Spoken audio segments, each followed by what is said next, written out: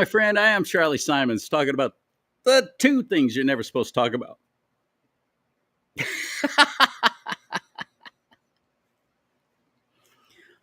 I'm such a hick. Take two. Hello, my friends. I'm Charlie Simons. Talk about the two things you're never supposed to talk about: religion and politics. And just had a show with Josh Fulfer from Oreo Express talking about what's going on the border, what's happening in Springfield, Ohio, what's happening in Colorado, and the overtaking of this country by illegals. It's just getting started. And Facebook promptly tagged it, deleted it, pulled it down, threatening to delete my whole page if I don't start playing nice. Screw you, Facebook. Forget it. I'm part of the alternative media now, and I'm so glad to be. So I hope you'll support that by supporting us financially if you can. Venmo.com/do-not-talk. I know we're all a victim of Bidenomics.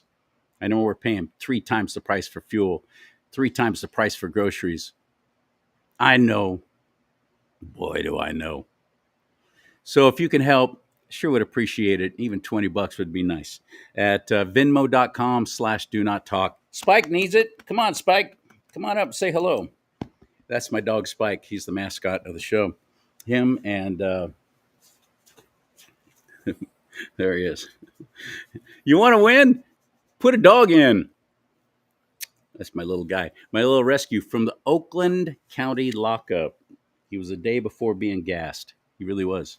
He's got that little tattoo on his inner thigh. He was about to be gassed. SPCA of Solano County rescued him and a dozen others that they picked up off the street. They were running around in packs. Little dogs like him. Chihuahua mixes and stuff. He's like a miniature pincher and Chihuahua. Oh, boy. Oh, you little right in the mouth. Ah, he always goes right for the mouth. He's my little pal. Thank you for being part of the show. You're here just in time to meet one of my favorites. I met him when I was first on the radio, had him on, and I'm like, I actually was at the CRA convention down in Bakersfield, California Republican Assembly, had their convention there. And this guy was like brash and loud and fun and gregarious. And I was like, that's my kind of people right here. And he's running for office. He's running for Senate. He's running for a big office. And guess what? He's making inroads. He's got the Democrats running scared. This little old good old boy from Lodi, California, stuck in Lodi again. And I like people like that. I like people who are smart, but didn't necessarily have the education. Now, he may have, I don't know. We haven't talked about if he did college and all that. But I know this guy, as a matter of fact, I actually got to go to one of his conventions. And someday I hope to be able to actually interview him. His name is Charlie Kirk. And he goes to college campuses and he speaks and he lets people come up and ask questions. I've been to one of his rallies, too, at UC Davis. In fact, when that big, huge riot broke out, I was there. I was in the middle of that. You could hear them breaking the glass on the doors, trying to get in. I was there. As a matter of fact, that's one of the videos I did that I was live before the whole thing started. And I was actually right in the middle of the protesters and they discovered I wasn't one of them. And they started cussing at me and screaming at me and trying to force me out. So that went viral. But it's Charlie Kirk I'm talking about. Check out this exchange he had. This is just somebody who didn't have much of an education, and look what he's done. You dropped out of college, and your highest... Community college. Your Harper College experience, I apologize. Barely was smart enough to make it through community college. Okay. What are your qualifications for arguing that college is a scam, or really having any economical knowledge at all, when likely the vast majority of the students here know more than you? Who's Milton Friedman? Who's Milton Friedman? I have no idea, and it's not important to this conversation. The same Who thing. is John Maynard Keynes? Obviously I know who Keynes is. Oh, obviously, yeah. He's the most famous economist of all time. You don't know Milton Friedman? I mean, that's an economist. F.A. Hayek? I don't know who that is.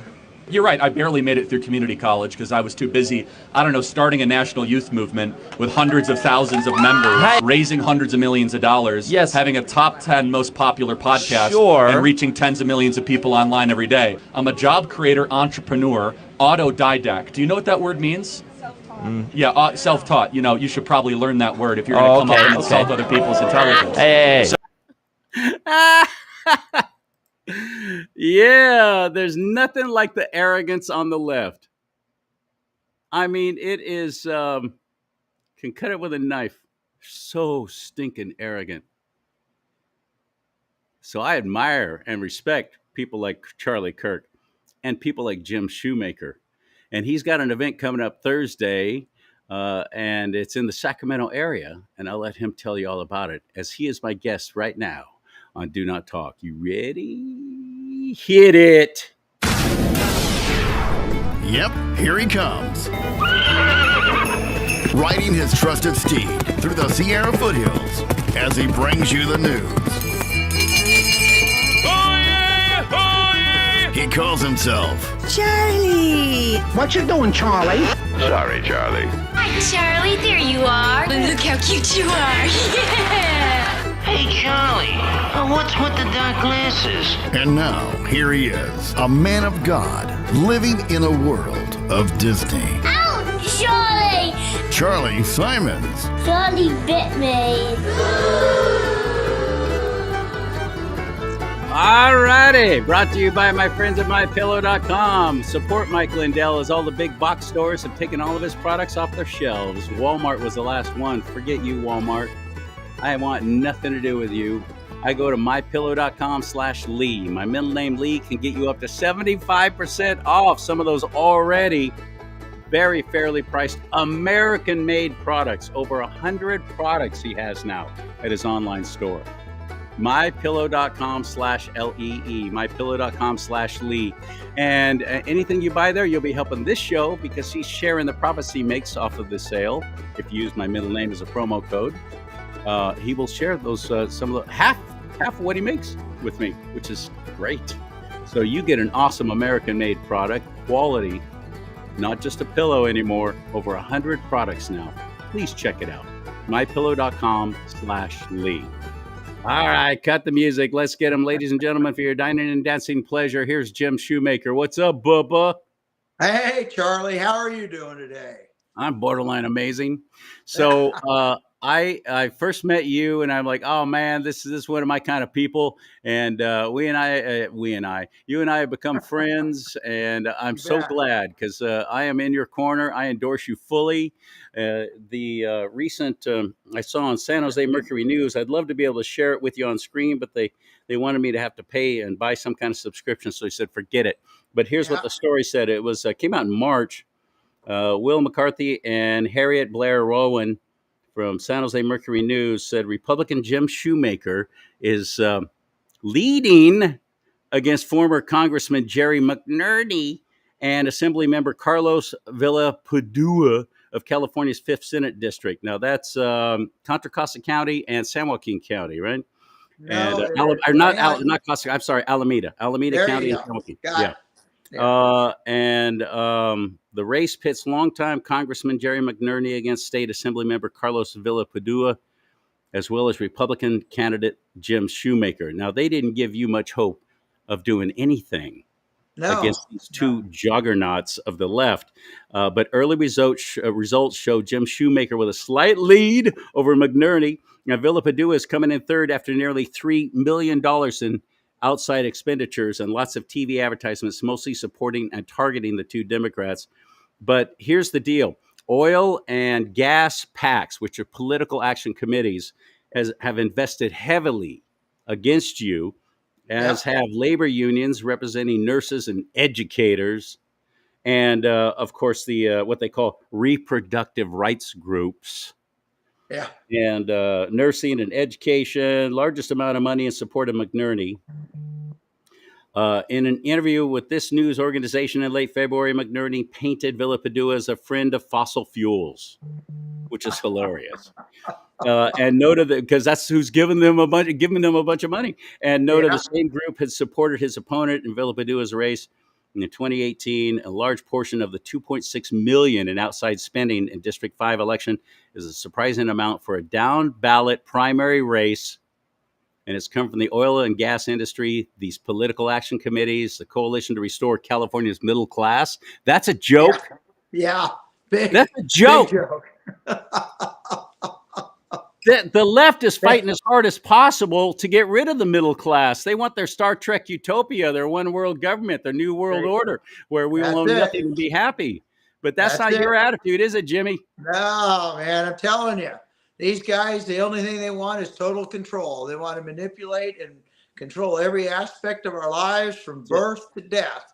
They want to make sure that we buy their drugs, we buy their food, we get sick, we have to call them. We need everything we need to get from them and have their permission. That's their ultimate goal. And, just as you said, what are we dealing with? We're dealing with these guys a joke going after the gas and oil industry, which, is powering the green energy. So, it's how do they work to take our money from working men and women of this state? That's all they're doing. Take our money and tell us how to live. And since that story came out in the Mercury News in March, Chevron has literally just left the state. Yeah. They finally said, that's it. We quit. We throw in the towel. They moved to Texas. Yeah.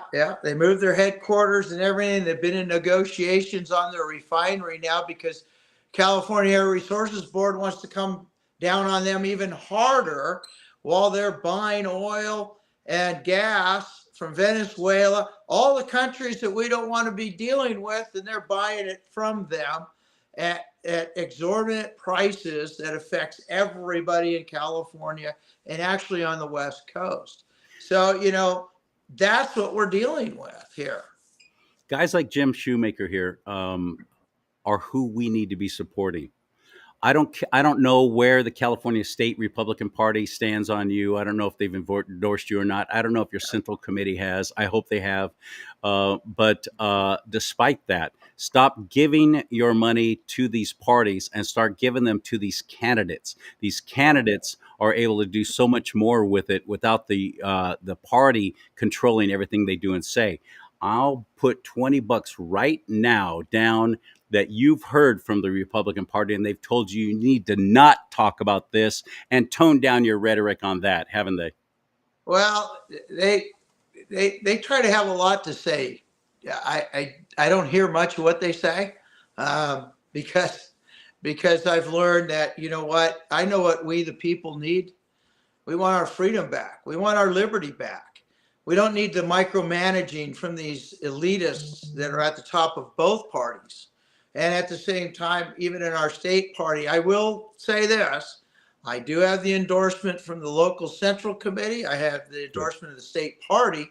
But on top of that, I have received, and one of the only Republican candidates to receive the independent party endorsement also. So I received that. Oh, congratulations. That's pretty cool. And you were mentioning earlier, when you look at the race that we had in the primary, there was $4 million spent. I spent $43,000. I came in first, not with just a little bit of above them. I came in with substantial numbers above both of those candidates. That if you add them up, I was almost within 6 to 8% of their numbers. I am now roughly between 4 and 10% above what both of them had. Now my opponent is Jerry McNerney. Okay. On the other side, the Carlos Villaputa group, they're not supporting Jerry. I'm receiving literally almost half of the votes that Carlos Villaputa received. I'm getting crossover Democrats. I'm getting Democrats that are quitting the Democratic Party, and I'm getting independents coming in like crazy over in the Alameda area and even in the San Joaquin Valley area. We've been adding numbers like the Democrats have never seen, and that is scaring them to death. Jerry McNerney, I like to say that he was the trainer for that current goofball we have as the president of the United States today and how to stay in your basement and win an election. He was in office for 16 years. 16 years, and this man has nothing to his name or credit when he was in Congress. He did nothing for us in the water issues that we're dealing with in California. Zero. He tries to claim his support for the VA hospital / clinic now, not hospital, but clinic that we have in Stockton now, because that was handed to him by the previous Congressman, Richard Pombo, and this Board of Supervisors of San Joaquin County, when they put all that together for this VA hospital. And then Jerry, under an Obama administration, Congress and Senate could not get the funding for that VA hospital. And then in 2013, lost all funding that was starting to go dedicated towards it. He lost it. It wasn't until our president, Trump, and our Congressman, down out of Modesto, he lost. I totally went blank, and I'm sorry, but it was because of our Congressman, Republican, and Trump that got the funding back for that VA hospital. And then when Trump was replaced by the goofball we got in there now, it was changed. The funding changed. It became a clinic, and it still is not even fully staffed. And he tries to claim credit for bringing that here to Stockton. That's the chutzpah that this man has to try to sit there and convince. That's what he did. The one thing he did do, he got a post office name. So that was a pretty big thing. I mean, you know, because of Jerry, we got a post office that has a name on it now. So that's a pretty big deal, I understand, in Washington. So, you know, but outside of that, this man has done nothing for this district in 16 years that he was part of it. And, you know, that's the challenge that we have. Jeff Denham, it just popped in my head. Jeff Denham, it was because of Jeff and Trump that got that funding back for that VA hospital, which under our current changed it to a clinic. But that's what we're up against. And then on top of it, think of this. The last 4 years he was in office, he almost never went to Washington. He gave his proxy to a congressional member out of Maryland, and he stayed home. What do you think this guy's going to do in Sacramento? In Sacramento, he's not even going to be around. He is not going to be. I mean, this is a holding pattern for the Democrats. That's what they think. But after the primary election, and they saw the numbers, and they've been doing polling, this man has come out of his basement now in attempting to go to a number of locations that I hold with very high standing. My numbers are fantastic. In all the outer areas, we're even almost even in Stockton, which is the biggest elephant in the room. That's where the most votes are, is in Stockton. But we're almost even there. All I need is really about 10%, 11%, which right now it looks as though the numbers are in our favor for that and to hold that position. And we're gaining every day with the more people we talk to, more people that hear about us, and the more people that look us up. They're learning what we stand for. And that has been a big impact, because I just tell it the way it is. I'm not playing games. You ask me a question, I will give you an answer the best of my ability of what I know about that. Even question. if it's currently unpopular with the crowd you're standing in front of, and I've seen you do it. Yeah, exactly. And you know, I want to tell you something. I have found more respect even from people that want to argue with me, because I'll take the time to listen. And then when we're done, it's like I always find something that we agree upon, which floors them. They go, "What are you talking about? What do you mean?" I said, I get it. I hear what you're saying. I mean, you look at the medical situation. We have children with autism because we're being mandated all these crazy vaccines. Now, understand, when you and me grew up, I mean, I had 3. We had to get 3, but not when we were first born. We didn't get any of these vaccines till, I don't know, I think it may be 5, 6 or something. Yeah, I was in elementary school.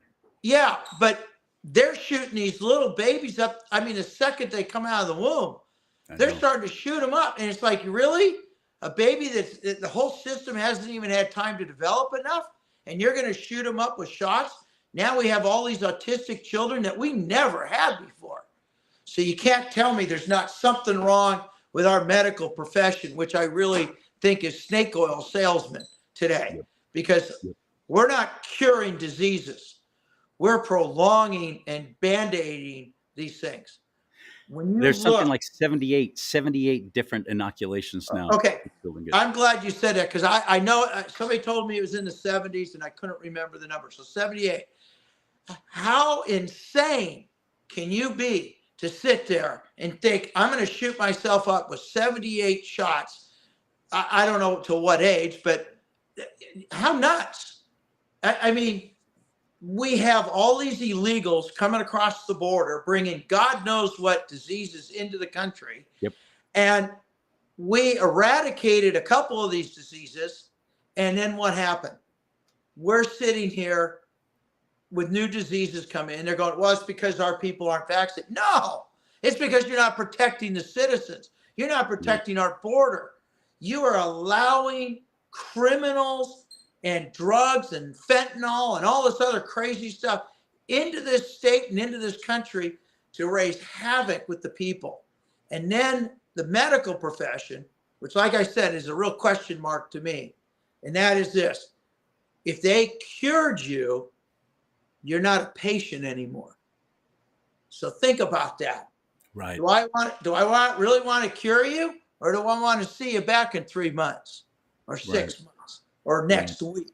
I mean, you know, our ancestors didn't have a lot of the diseases and issues that we have today. Our food now is being processed by the cigarette companies who own all the food companies. And you look at look at ketchup, and you look at a bottle from, say, 20 years ago, and you look at it today. And I mean, I don't know. I need a bigger magnifying glass to read. Exactly. All the ingredients. Heinz, which is one of the wickedest of all the big corporations. It's like a Yeah. laundry list of 23 different ingredients now. And it used to be just tomatoes, vinegar, sugar, salt. Exactly. Well, you know, I had a friend, and he was from, he was from Europe, I believe Italy. And he came and he says, you know what, Jim? I eat bread and pasta all the time. I come to the United States, I eat bread and pasta. In 1 week, I gained 15 pounds. Yep. And he says, what's the problem? If I'm eating pasta and bread in Italy, in France, what's the difference? Well, look at all the ingredients that they shove into this stuff anymore. I mean, we're basically embalming us for our death. So the mortician doesn't need to do any work. And then you get that certain plastic surgery. You're going to have body parts that'll stay with you for eternity. But what can you do against these kind of things in the Senate? As we've been talking about it, and I have some other friends, I tell people, I go, look, I'm going to be honest. I'm not promising anybody anything. I said, we're in a super minority right now. We need to I believe we need to gain 3 more seats. Okay. I believe we'll win my seat. And I don't want to be overconfident, because I don't want people to think there's nothing to do. We are the hardest working campaign there is in this state. I've had Brian Jones, the chairman, the minority leader. I had a meeting with him last week. Out of his own mouth, you're the hardest working campaign I know of in the state of California. Nobody is outworking this campaign. Every single person on my team is a volunteer. Every single one. And we are outworking all the paid consultants and staffs who are trying to tell us how to do everything. When they look and they're going, how are you doing this? It's because we're working. All I know is I can't wait for a vacation. You got a whole bunch of people who believe in you, because if I may speak so boldly, you're one of us. You're a blue collar guy. You grew up in the construction business. you ride motorcycles. You're a biker. Yep. You're just one of us. You're a blue collar guy. What's your favorite group, by the way? Musical group. Who is it? You know what? I've had a few. Boston, AC/DC. So, See, what did I tell you? I get into it, but I tell you what, I like Newsboys. That's my other one. So There you go. Well, that was after you became a Christian. I don't know Yeah, if you well, grew up in the church. I grew up in the church, and I did, but I tell you what, I didn't miss a lot, and my friends that have known me, some of my longest known friends of more than 57 years or 8, and they keep going. They go, Shoemaker, you've never changed. He goes, you sound the same as you did then. My father died when I was 10. I worshiped the ground he walked on. I remember walking around and the people in his respect, people that respected him, with a handshake. There wasn't a contract. It was a handshake. I mean, that's what he did everything by. I ended up working on my uncle's farm for 6 years in South Dakota. I ran the harvest from Texas to Canada. I was driving trucks, pulling combines at 12 years old. I go, so I've worked since I was 10. And I mean, I used to ditch school to go to work with my dad. I just wanted to be with him. I learned about taking popcorn machines apart. I learned about business. I learned all these things at a young age. And, from that, when I looked at college, I was listening to talk about Charlie Kirk earlier. I went a year and a half. And man, I'm telling you what, after that year and a half, I was like, what am I doing here? This is ridiculous. I got a math teacher trying to tell me why you need to support Jimmy Carter. I'm like, the guy was a liberal, and I'm thinking, you don't know shit about anything. I go, and I'm trying to take math, and you're going to start talking politics. And so I stood up a few times. We were in those big stadium kind of rooms, like a big amphitheater. Yeah. And A lecture. I'm in the, what's that? A lecture. You're there Yeah, for lecture. Yeah. And so I'm in there, and I'm standing up in the middle. Come on. I'm not going to repeat what I said, but I made a few comments to the teacher, because it really irked me. I'm listening to this guy talk, attacking Reagan and all this, and I'm thinking, I'm working for a moving company at the time. Interest rates are 17 and 18%. And I was a Teamster, okay? I was a Teamster while I was going to school. And it was like, yeah, I'm looking at what I was making, which was what, I think it was 10, 11 bucks an hour. And all I know is I used to listen to guys tell me, oh, well, we're union. We're better than the non-union guys. Well, I would work for some of the non-union guys because they'd pay me cash. And I'm like, okay, I don't see a difference here. They're working just as hard as I am, so where's the value? And I'd go back and talk to these guys. I'm going, if the company goes out of business, we lose our job. So how does that make sense? They want to go on strike for $3 an hour. I'm like, are you nuts? We're the only unionized moving company in the Los Angeles area now. I mean, the county, okay? And you want us, we have government contracts. I had security clearance like way up. I mean, I had the top security clearance when I was 19, 20 years old. And it was nuts. But I'd listen to these guys, these union reps. So I argue against them. They tell me to sit down. Shut up, Shoemaker. I don't say anymore. And it was like, we get on strike. We got 30 cents over 3 years, 10 cents a year. I was like, what? Are you nuts? What? Why did you just put us out on strike? 100% medical coverage. My first strike, we already had 100% medical coverage. We were covered for everything. The next time we strike, they negotiated away the 100% medical. We went to 80.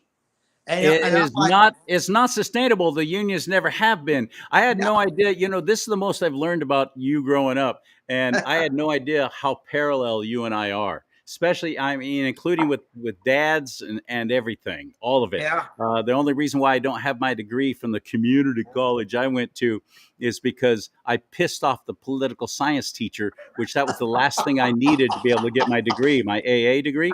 I pissed him off for doing exactly what you did with the math teacher. I did it with the poli sci teacher, and flunked me. And I never went back. That was just when I went, screw you. I had already started working in radio and television, like 19 years old. And that's what I went to college for, was to learn to do something that I loved and learn to get good at it. And I did. Yeah. And I never looked back. And I don't regret not getting my degree one stinking bit. So I get that. And then I was in the union as well, AFTRA, American Federation of Television and Radio Artists in San Francisco. And same thing. I'd go to the meetings and I'm like, you people, what is wrong with you? I couldn't even hit record to record the tape machine. I could not hit record. I had to call in an engineer. Couldn't be a producer. Couldn't be anyone else. Had to be an engineer, which was in a different union, to come in and hit record. I said, this is insane. You're pricing us right out of a job. And that's what they did. And that's what the Teamsters have done too. Yeah. Well, the Teamsters, I'll tell you what, when I went to work, we did everything, but we were under the Teamsters agreement when I worked for the moving company. And I used to get a kick out because I did a lot of harbor work. So I dealt with, we hauled a lot of containers and stuff out of the harbor. But because of my security clearance, I did a lot of work with the customs. And so when we would pull containers, who have a union, that you had the customs, but then you had the longshoremen. Well, I got to know all the longshoremen really well. So, I would drive up and there'd be a long line of trucks waiting for you to, come in, and they'd see me and they'd just wave me in because, hey, they're going to take care of us. Then my boss was in with their bosses. So as the rackets. But, I got a kick out of it. One time I was working in a place and they were putting up a stop sign. There was a guy that dug the hole. I don't remember what union he was in. And there was the guy that showed up with the post. And then there was the guy that showed up with the sign. There was 3 different unions involved. Not one could do any like what you just described. I watched that. And then when I went to work for a sand and gravel company, and I'm delivering cement, all of a sudden I'd come to these massive pours and they'd sit there and tell me, okay, put the chutes out or do this. Well, I'd be a good guy. I'd go put things out. But then, man, don't step a certain spot because now I got the masons that got to put all the, lay the forms, do all that. It's like, okay, I'm good. I'm just delivering the truck. Now, if a guy got me really upset, I'd sit in the truck and tell him to go put the chutes out. And they would get mad. They'd call the company and the company would call me and they'd go, we didn't have phones at the trucks or nothing, but, we'd have to go to the payphone. And I'd get a kick out of it. They'd sit there and go, Sherry, what are you causing, man? You're getting this guy. I said, this guy's been a real, something. So the dispatcher go, okay, well, tell him you're going to be the one coming back, so they better treat you better. But I mean, I watched all the differences, all of this. Not sustainable. It has run us off a fiscal cliff. That's for sure. It has, especially the retirements. But here's the kicker. The retirement, And I want to say this. The Teamsters, the AFL-CIO, they're private unions. Now, I separate private unions from government unions, okay? Yes. FDR made a statement. It would be the worst thing to ever have happen is if government employees became unionized. Now, that was FDR, who was a socialist, okay? He was. What are we living through today? We've got these guys, and I'm all supportive of law enforcement and the firemen and those guys. But when I got these guys retiring at 100% of their salary, and some of them at 110, 120% of their salary, and I'm a working guy doing just as much work, and I can't get a retirement even half of what they're getting with me putting my own money in, there's a problem. We're dealing with, and I'll say this with the fire departments, there's some that really work, some really don't. But there needs to be some changes done to start justifying this stuff, because these guys, we have towns, they're chasing ambulances more than they are putting fires out. Okay. Cities and municipalities today cannot maintain this level of what they're doing. They're taxing their citizens now to cover the retirement accounts, because CalPERS and CalSTRS with the teachers are $1 trillion in debt. $1 trillion. And you're going to come to me, who's already, my gas bill's way too high because you guys have thrown us under the bus on drilling our own gas. Our food costs are up because the cost of transportation, everything else is way up. Our farmers aren't getting their water. So everything that our administration under the governor of this state, gosh, I can't think of his screwball. I call him Governor Hairdo. Yeah, well, Hairdo, there you go, Plastic Man. So, here he is, in the last 4 years, and then you got Moonbeam before him. They've taken this beautiful golden state and they laid an egg, and it ain't golden. And the thing is, they've taken us down this path. Back in the 90s, I remember when I was learning more about financial services and financial stuff, that I was finally getting an education on that I really wanted. It's self-taught, okay? And then I started my own financial planning and insurance and all that. I did that too. Did you? Wow. I did. That's how I started learning so much about retirement plans for the firemen and policemen, because they were clients of mine. Mm-hmm. And I'm like, I'd have them come back to me 6 months after they retired. Jim, I can't afford to be retired. I'm not making enough money. I look at them, I go, you're making $1,000 more a month. This is a true story. You're making $1,000 more a month than when you were working. You have a spending problem, not a retirement problem. I go, I got you so your house is paid off in 10 years with no extra deal, and you're making $1,000 more a month in your retirement. So don't tell me you got a spending problem. You didn't work that hard when you're in the fire department. I remember one of them, he was on hunting trips all the time. He was going to Montana and Idaho and Africa and all over the place. And I'm thinking, I can't afford to go anywhere. And they all know, especially the government unions, the government employee unions, they all know all they have to do is come up with some kind of an injury, and they almost double what they make every month, because they're medically retired. Oh yeah. So they all come up with some kind of an injury. Oh, I hurt my ear and I can't hear fully out of my right ear. I can't work anymore. Oh, permanent disability. All right, there you go. And they got attorneys lined up to help them do it. Oh yeah, we had a police chief in Lodi, put in his, 25, 28 years. Then he became police chief. And I remember talking to somebody else that I really wanted as a police chief. And what got me was, we have a rotational program. Literally 3 to 4 years is the longevity of a police chief. It's like they just do it to do it, and then they're done. This guy got in, I don't think he lasted 3 years, retired out, and what he did exactly what you just said. He ended up with an injury. He's the police chief, and he went out on disability. 1 year later, he's the police chief for the junior college here in San Joaquin County. Doing the same damn job, only on a smaller scale, but getting all that money from his time with the police force. Double dipping. And the new salary. Yep. Yeah, and then I think he moved to Idaho. But I'm just saying, this is the crazy stuff that you and me and 98% of the working men and women of the state of California can't get. We're not going to be able to do that, but we're the ones got to pay for it.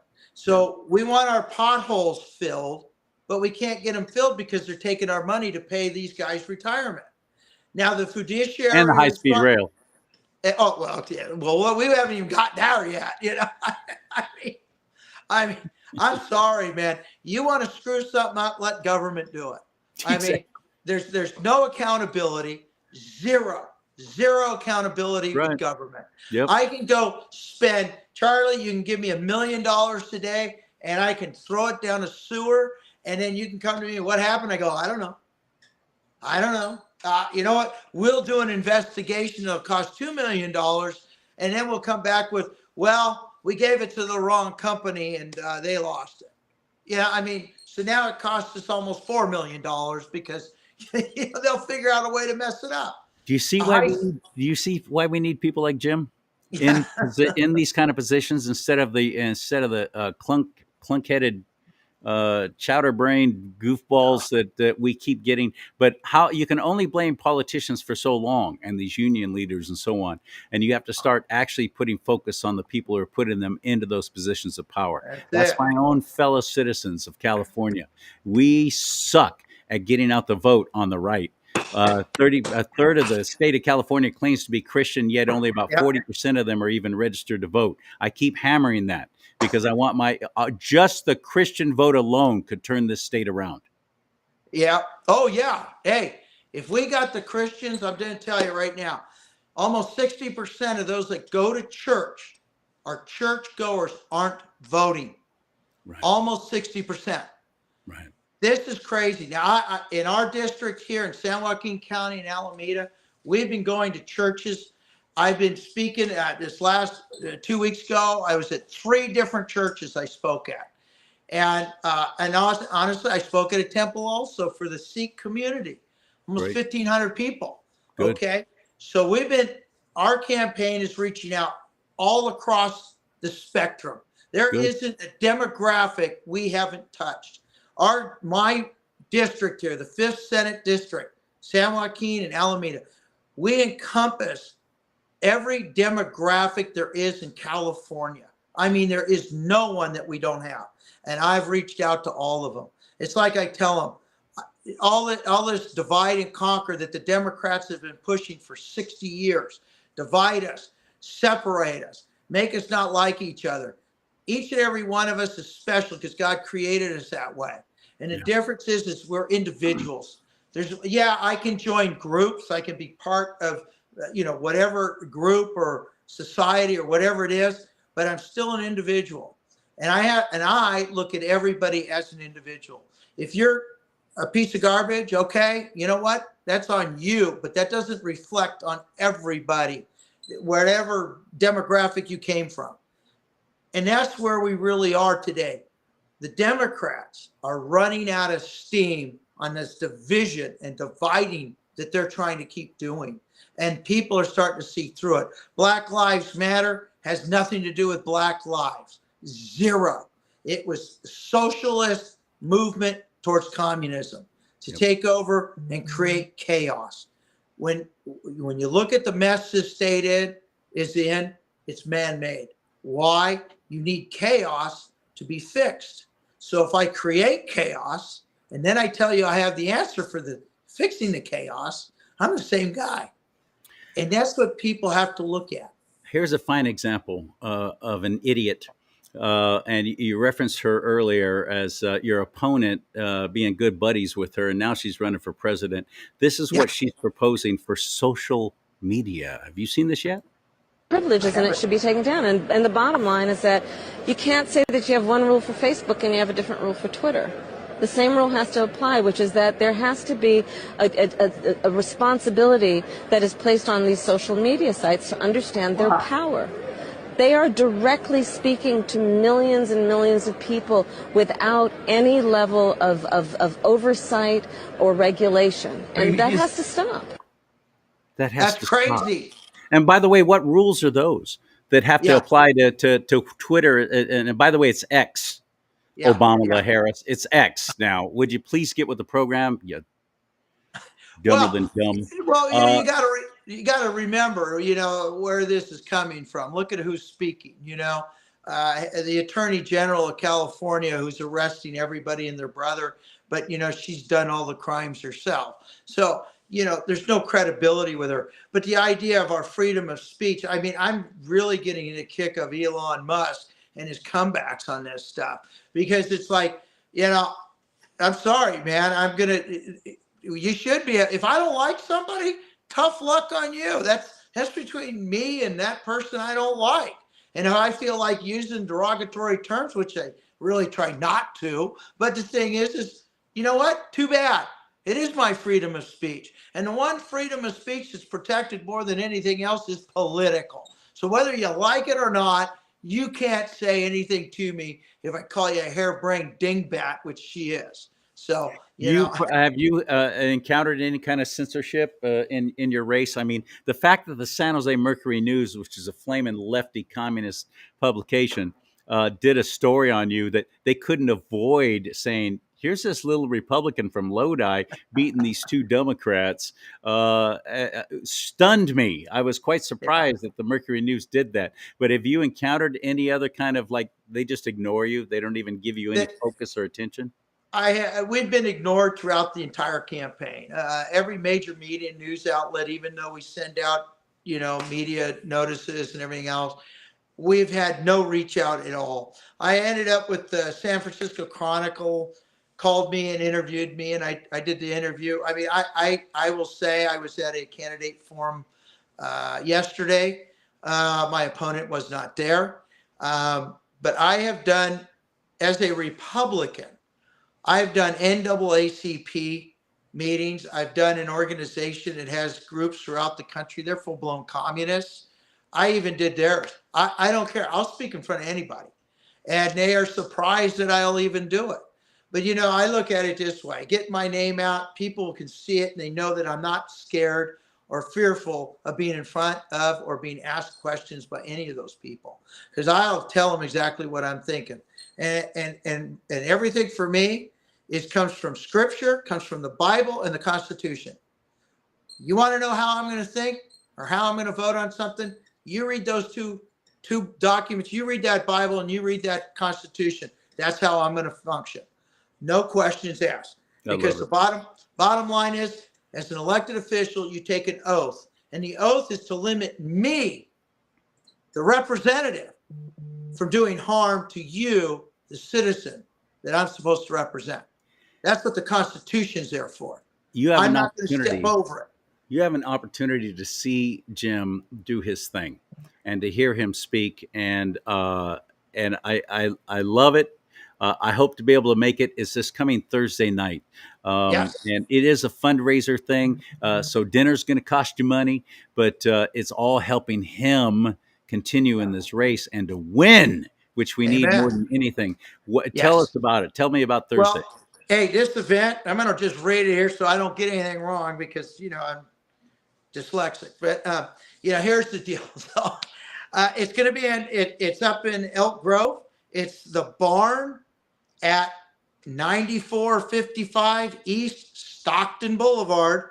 The barn at 9455 East Stockton Boulevard, Elk Grove, 95624. It's on Thursday, September 12th, 5:30 to 7. It's going to be me and a number of very good supporters up there. And I want to mention this really quick, Charlie. I had a fundraiser in Southern California in Orange County also this last week. And people go, we can't vote for you. And I said, but I want you to understand something. I'm going to represent you also. 40 state senators for California. Each one represents almost 1 million people. My district, 1 million, almost 50,000. That's how big this district is. So yes, a vote for me or money towards me helps us win this seat. We become a representative to represent you, the people of California. So just like this, these people can't vote for me in Elk Grove, but they're putting this fundraiser on to raise us some money so we can take on these guys. And nobody pinches pennies like my campaign. We're doing stuff $1 million campaigns can't even get close to.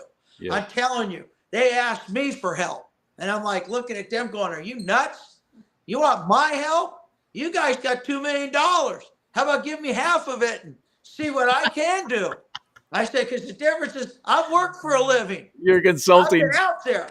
Your consulting fee. Yeah, there you go. My consulting fee to tell me what I already know. But the big part is we're in a battle. This is not a skirmish. This is not an outlying deal. This is a battle. And there's not a second chance. There's not a do-over. There's not a second chance. We've got is a it. great shot. We've got the best shot. This is not coming from me. This is coming from all those people that we always question of what they really think, okay, and haven't really supported me much because I'm not one of them. And they get frustrated with that. But their words, nobody's working harder than you, and your numbers are so high, we trying to figure out what you're doing. And they go, we know you're out working everybody. And I'll tell you what, I mean, I still got a little bit of right here. I think it's right there. You see, there's a little The rest is all gray now. Or silver. So, you know, and I'm only 29. So, you know, What's your website so we can go and learn more about you? Shoemaker, SHOEMAKER for Senate.com. That's the number 4. Number 4, number 4, Senate. And then our email address is shoemaker4senate@gmail.com. So Shoemaker again with the number 4. Number 4. Shoemaker, number 4, Senate.com. Shoemaker4senate@gmail.com. And you can look us up. We're on Facebook, Twitter, Instagram. I don't know. I'm on everything. Thank God I got volunteers to handle that part. But we're on everything, and we're out battling, Charlie. I'm telling you, I appreciate you and all that you've been doing. You're everywhere, everywhere. And you know what?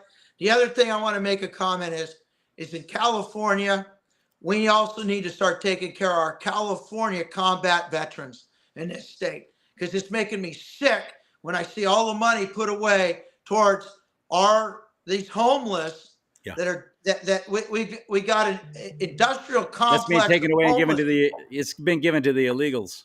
Illegals and homeless that are on drugs, self-inflicted. Quit giving them needles, but take care of our combat veterans in this state, because the feds are doing a shitty job too. And I tell you right now, we need to take care of our vets in this state. That's the number one. We need to take care of them. And we need to start looking at the idea of bringing back some of the mental hospitals that we once had and get these people off the street. If we got compassion, we need to show compassion by helping these people and not leaving them on the street like the Democrats want, so that they can keep charging us and stealing our money and making hardworking Californians want to leave the best state there is in this nation. We need to turn it around. I'm in the battle. I will fight. I need everybody's help. And you know, here's a little saying. I have all the money I need to win this race. It just happens to be in your guys' pockets right now. So send it in. Yeah, I got some money for you. It's still in the bank, but all right. I got you a great present, still in the store. Jim, I wish you all the best. I want you to do great. I want you to win. And I want all the people who watch, like, support, and listen to this show to please get behind people like Jim Shoemaker and others like him, who I feature on the show when nobody else does. So, my friend, I wish you all the best. May God bless you and keep you. God bless you too, Charlie. Thank you so much. Sir. Thank you. He does, and he will bless me. And you as well, if you get involved. We can't sit this out. We can't sit this out. Thank you for your time. May God bless you and keep you. May God bless America. But most importantly, America, bless God.